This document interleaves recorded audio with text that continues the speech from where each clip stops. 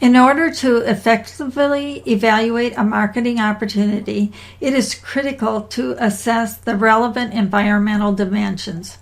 These environmental influences often have a dramatic impact on how a marketing exchange can be effectively facilitated.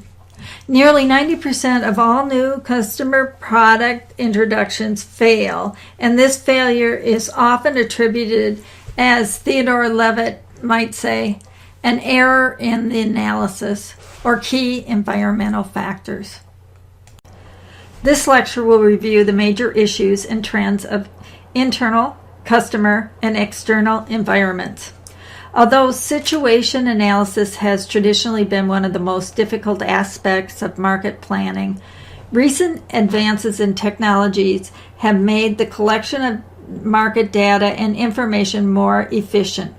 Major techniques for collecting data will be discussed in this lecture. Situation analysis is one of the most difficult tasks in developing a marketing plan. The most important aspect of any situation analysis is that it must be an ongoing effort. Tracking at the same time all three environments, internal, customer, and external, is challenging due to their interconnectedness. A thorough situation analysis empowers the marketing manager because it comprises both analysis and synthesis of information. The company's microenvironment consists of forces and business functions outside marketing that affect marketing management's ability to build and maintain successful relationships with customers. Internal environments involve critical evaluation of these factors with respect to the firm's objectives, strategy, performance, allocation of resources, etc. This review includes an analysis of financial, human, and experience resources. It also includes any resources the firm might hold in key relationships with supply chain partners, strategic alliance partners, or customer groups. Under the marketing concept, all these functions must think consumer. Suppliers form an important link to the company's overall customer delivery system. Marketing intermediaries help the company to promote, sell, and distribute its products to the final buyers. One of the most important aspects of marketing environments involves the internal culture of the firm. Organizational culture is a concept in the field of management which describes the attitudes, experiences, beliefs, and values of an organization. Unfortunately, in some organizations, marketing does not hold a prominent position in the political hierarchy. Top managers who concern themselves only with short-term profits are unlikely to see the importance of marketing planning that attempts to create long-term customer relationships.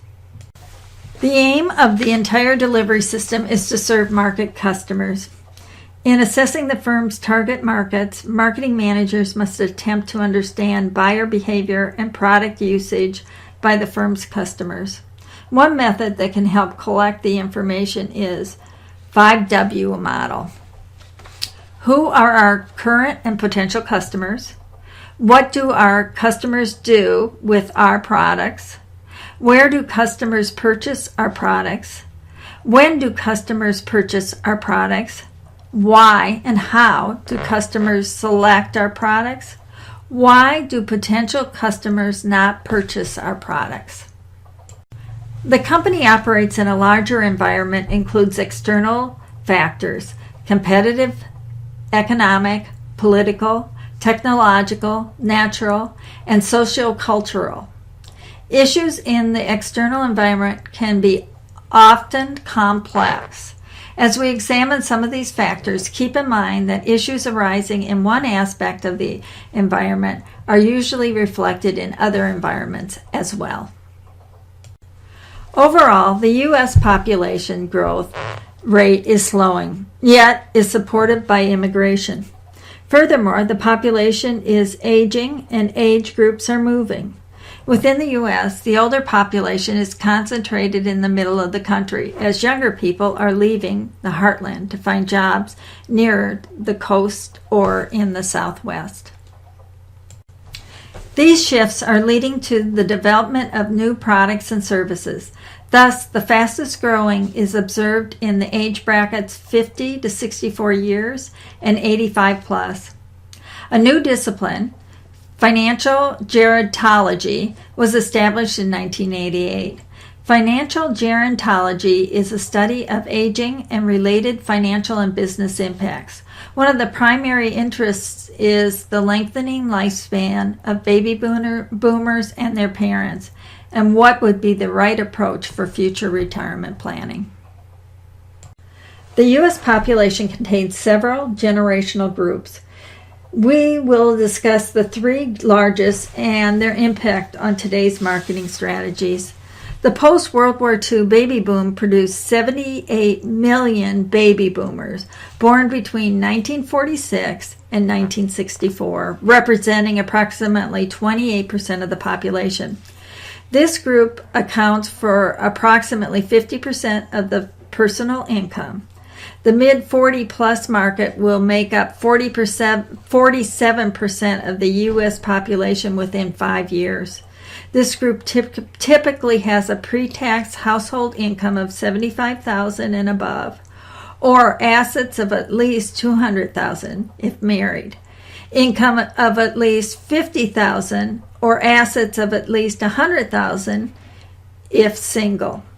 As a group, they are the most affluent Americans, with 3/4 of the nation's financial assets and an estimated $1 trillion in disposable income annually.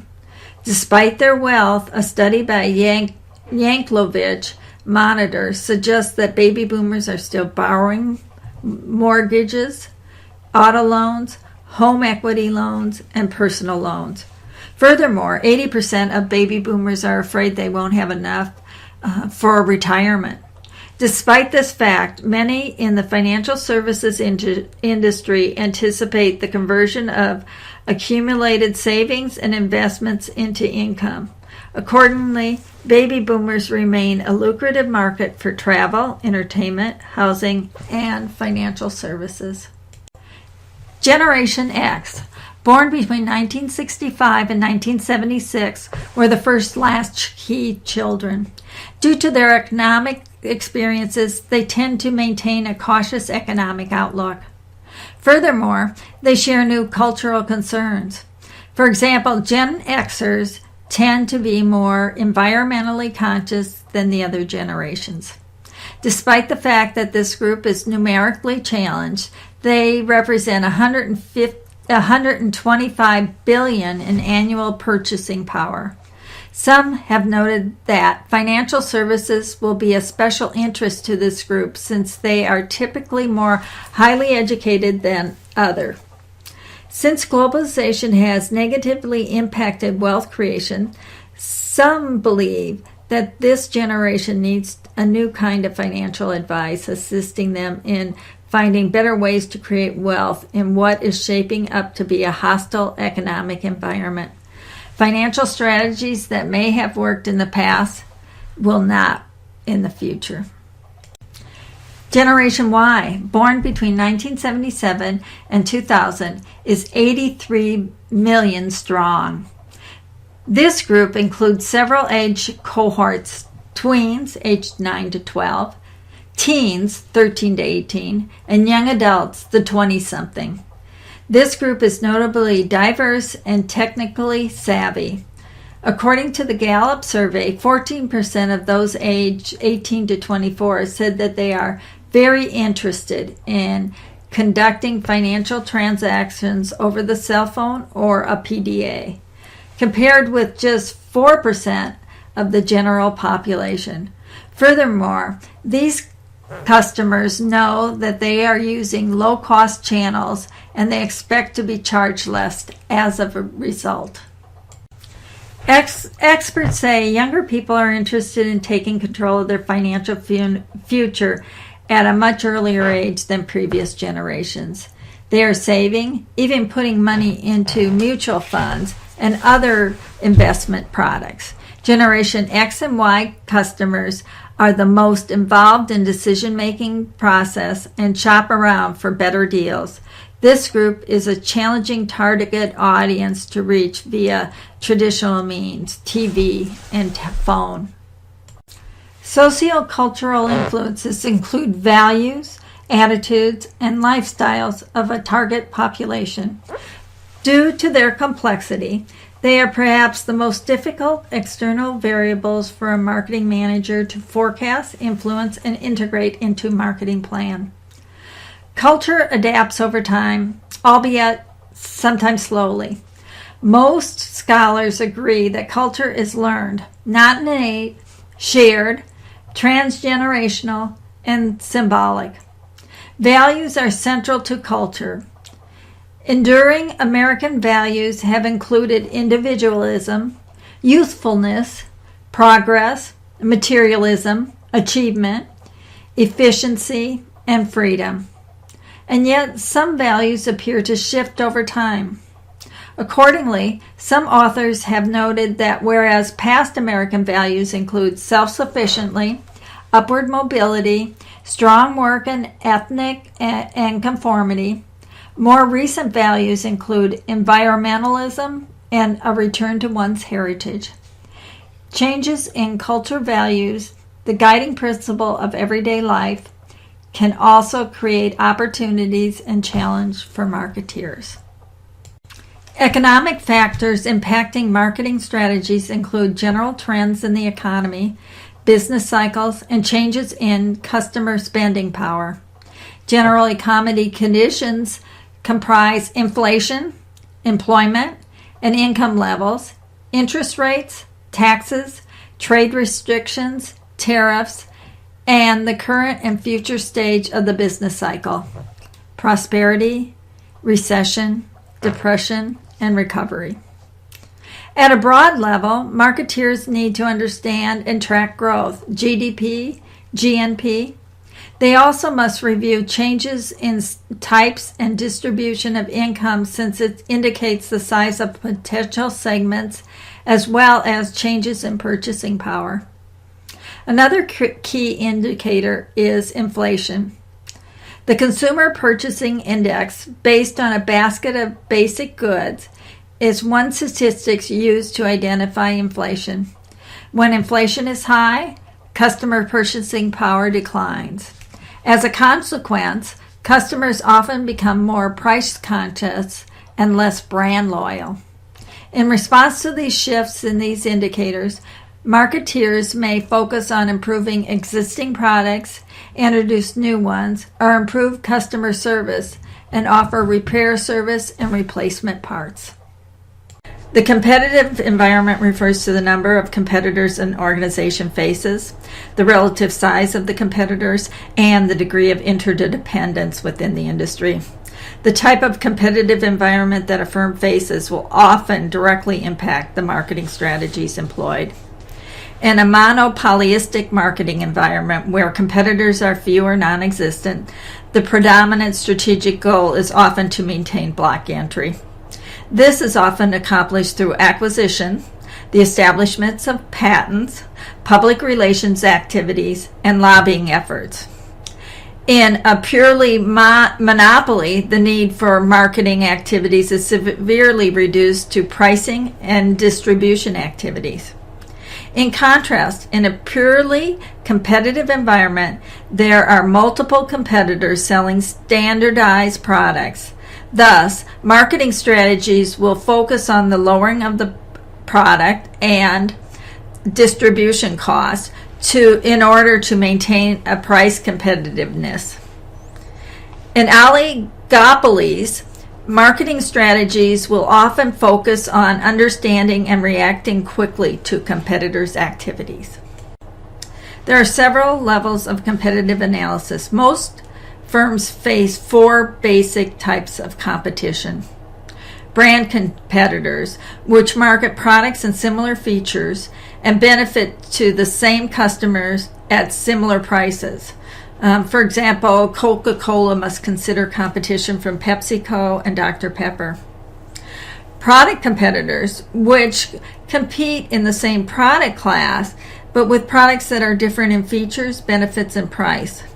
Generic competitors, which market very different products that solve the same problem or satisfy the same basic customer need. Total budget competitors, which compete for the limited financial resources of the same customers. Brand competitors rightfully receive the greatest attention because customers see different brands as direct substitutes for each other. For this reason, strategies aimed at getting customers to switch brands are a major focus in any effort to beat brand competitors. Often, categorization of direct competitors is one way to identify and explain likely competitive strategies. One such methodology is borrowed from military strategy. A market leader is defined as the organization with the largest market share. Some of the best-known market leaders are Walmart in retailing, Microsoft computer software, Caterpillar earth-moving equipment, Nike athletic footwear and apparel, and Google internet search services. The leader typically gains the most when the market expands. As the market expands, new buyers can be attracted from those who are still unaware of the product.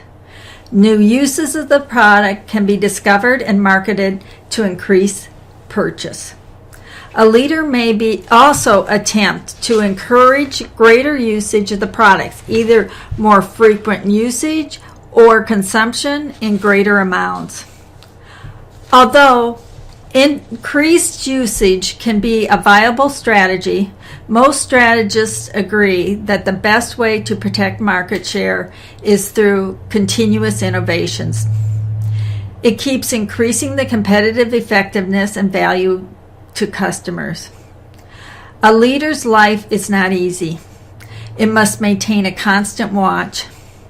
Sony's Walkman portable device lost its market to Apple's iPod. This is a good example of how the market leader can easily miss a turn and plunge into the second or third place. In the laundry products category, market leader P&G has been relentless in its offense against challengers such as Unilever. A market challenger typically has a smaller percentage of the market than the market leader. It is a runner-up that is fighting hard to increase its position in the industry. Market challenger strategies may include the aggressive use of various marketing tactics, including image-based advertising. For example, Apple is a challenger in the high-end PC area. Their advertisement has become part of their product usage, the experience. After all, who doesn't want to think different? Strategies often used by challengers include attacking the weak areas of the competitors' existing products. This may include use of technological advances to leapfrog the competition. Alternatively, the challenger can avoid the leader and instead challenge firms in its own size or smaller local and regional firms. Several of the major beer companies grew to their present size not by challenging large competitors, but by gobbling up small local or regional competitors. The example of attacking competitors indirectly is how Red Bull entered the U.S. soft drink market in the late 1990s. It offered a niche product, a carbonated energy drink, at about twice the price you would pay for a Coke or Pepsi. It started by selling Red Bull through unconventional outlets not dominated by market leaders. After gaining a loyal following, Red Bull made its way into the corner store where now it sits in refrigerated bins within arm's length of Coke and Pepsi. In the U.S., its sales are growing about 35% a year. A market follower. A market follower usually owns a smaller percentage of the market than the leaders and challengers. This firm wishes to hold its share and not rock the boat. A follower can gain advantages from avoiding the huge costs associated with new product development, developing new markets, expanding distribution, and educating the market. Accordingly, being a follower can be quite profitable. For example, after attempting to challenge Procter & Gamble for years in the detergent market, Unilever decided to become a follower, cutting promotion costs and prices to maintain a minor market share. Furthermore, often these competitors bring distinctive advantages to the target audience, such as location, services, or perhaps financing. Market niches are firms that serve small market segments not being pursued by other firms. Niches are often smaller firms with limited resources. They know their target market very well and cater to its needs better than other firms. Whereas mass marketeers achieve high volume, the nicher achieves high margin. Typically, market nichers use a variety of marketing strategies in order to specialize. This specialization may be based on the end use, for example, criminal law, industry, for example, medical and pharmaceutical advertising agencies, customer size, target audience, for example, auto parts manufacturers, geography, product or features, for example, CRM systems for healthcare, quality, price, or service. Due to demographic trends and increasing fragmentation in our media environment, many current thought leaders in marketing believe that most marketeers will soon be faced with the need to develop multi-niche-like strategies. When analyzing the antecedents of competitive advantage, most academics agree that the primary factors included in the organization skill levels and resources support the formulation of competitive position based on cost and or value differentiation. The result of a competitive advantage can be measured based on outcomes including customer satisfaction, loyalty, market share, and profitability. Political and legal factors include federal, state, and local regulations, industry and company self-regulation, lobbyists, consumer interest groups, and court actions. Laws directly affecting marketing activities include those which seek to promote fair competition, for example, Federal Trade Commission Act. Those that impact product strategy, for example, Clayton Act. Channel or distribution strategy, for example, Sherman Act. And promotion strategy, for example, Federal Communications Commission. In the U.S., the majority of all laws are state laws, and outside the U.S., both legal systems and laws will vary drastically in each country. International agreements and multilateral organizations, for example, IMF and WTO, will also impact the marketing exchange. Technological factors include the established base of scientific knowledge as well as current research, inventions, and innovations that result in new or improved goods or services. During the last 2 decades, the pace of technology developments and introductions have accelerated, and the technology environment is perhaps the most dramatic force now shaping our destiny. Historically, technology advances have sometimes caused dramatic shifts in the market so that old technologies become irrelevant. Recent technological developments continue to influence how we do business as well as customer expectations of the goods and services provided to them. As products and technologies become complex, the public needs to know that these are safe. Government agencies investigate and ban potential unsafe products as well as constantly develop new regulations and standards. The internet has revolutionized how services are delivered and continues to do so. The world internet population is continuously growing. As the internet evolves, so are the expectations and behaviors of the users.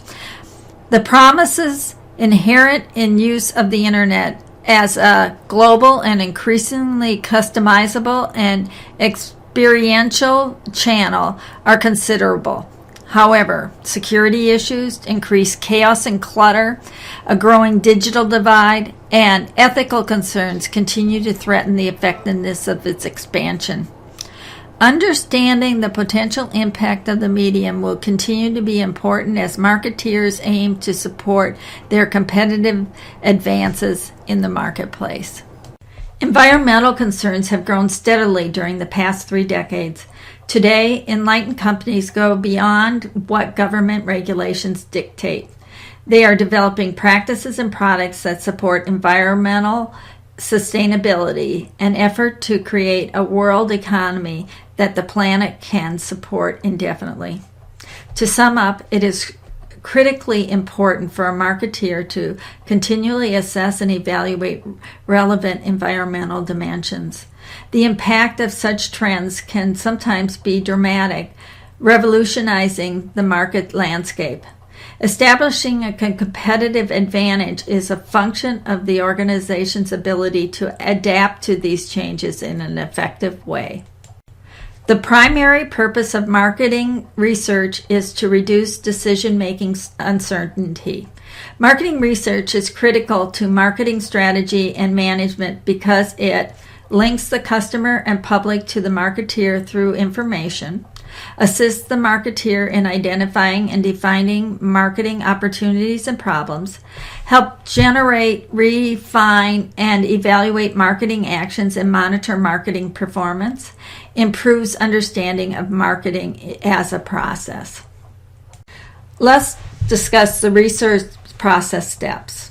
The most critical point in the research process is the problem definition stage. It is very important to precisely determine and clarify management information needs. Next, a marketeer should redefine the decision problem as the research problem by breaking it down into more specific information requirements and scientific terms. On the next step, a researcher needs to determine and evaluate the research design and potential sources of research. The research design is comprised of the methods and procedures which will guide the collection and analysis of information. Often, the first research design decision pertains to the choice between secondary and primary information. Secondary research is information gathered for internal sources, so financial sales reports, those type of things, or external resources, publications, internet resources, etc.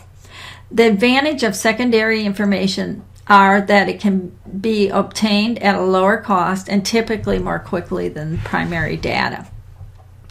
Primary research is collected for the purpose at hand or current researchers' goals.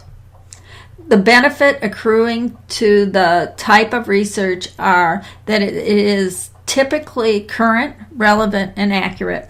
Once the measurement approach has been executed and the sampling design chosen, the researcher can begin collection and processing of the data. The analysis of the data should mold it into information a decision maker can use to address a decision problem or marketing opportunity. Focus groups are used as a research technique when respondents are jointly interviewed by a moderator. As a qualitative design, focus groups are very effective in providing insights, revealing customer opinions, emotions, and current attitudes.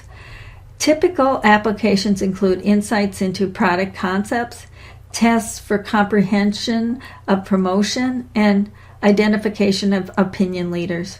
Focus groups discussions and interactivity clarify ambiguity and establish dialogue between participants and the topics to be discussed. Another advantage and some level of serendipity achieved through group dialogue. Disadvantage include the difficulty associated with generalizing the findings to a larger target group, groupthink, the challenge of interpreting often missing findings, and potential moderation bias. Surveying is a research technique where the researcher asks respondents to answer a series of questions on a particular topic. Survey research is the approach suited for gathering descriptive information. A company that wants to know about people's knowledge, attitudes, preferences, or buying behavior can often find out by asking them directly. Although surveys are a very time-efficient way to collect primary data, it's become increasingly difficult to convince people to participate. The advantage and disadvantage of various survey contact methods are illustrated in this slide. Due to the advances in technology, experimental research design is becoming more popular. The advantage associated with this technique include the ability to measure cause and effect relationships, statistical validity, and the potential for predictive ability. The disadvantages include the need to ask and answer very narrow questions, the potential of missing critical variables, and attaining results that will not hold in the real and complex world. When envisioning experimental designs, we often envision a lab type of an environment with random assignment of subjects. Such approaches are used in specific situations, such as the evaluation of a new product attitudes, for example, shape, color, or perfume bottles, or the evaluation of advertising appeals. However, most of the experimental design in the real world are quasi-experimental design. This suggests the measurement of controlled variables that might impact the variables at hand. The internet provides a method of relatively inexpensive experimentation. For example, internet marketeers may evaluate web buying experience by varying pricing and measuring sales response.